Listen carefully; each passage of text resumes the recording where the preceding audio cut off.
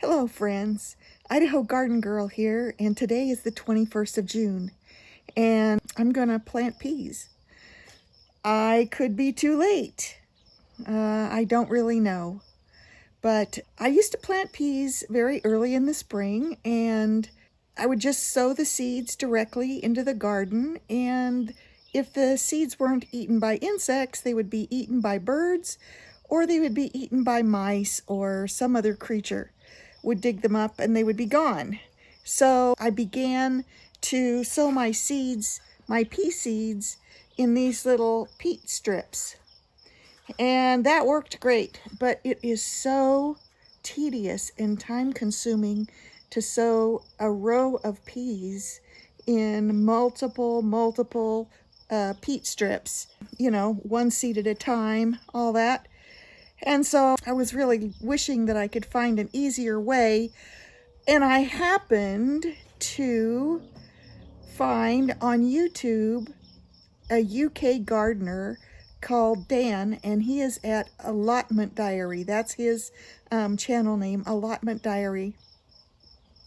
And he was sowing his seeds in gutters. So Dan would sow the seeds in these long gutters, and they would grow, to a certain height, and then he would transplant them. So I decided to try that. Now I'm going to post a link to a video that I made about that, and it'll either be up here or over there, I don't know. Anyway, I've never planted my snap peas this late.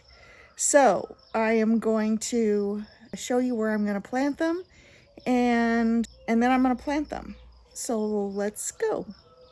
So just a little bit about this bed. My beds run east and west like this, so that side is the south side.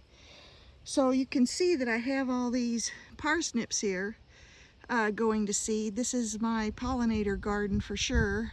But what they do is they give a lot of shade to this bed every morning. They give a lot of shade even up until noon and a little bit after. So it's not going to be quite as hot as it could be as if it was like completely open without any shade. That being said, this side over here is west, and it gets the west sun, and it's going to be baking hot. Now I have these bricks here, and they give a little bit of shade, but I'm not counting on those bricks to do what I need to do. I think I'm going to have to put some posts in the corners here and some kind of shade cloth or something just to prevent the sun from baking it. So anyway, this is the bed. I got all the weeds out.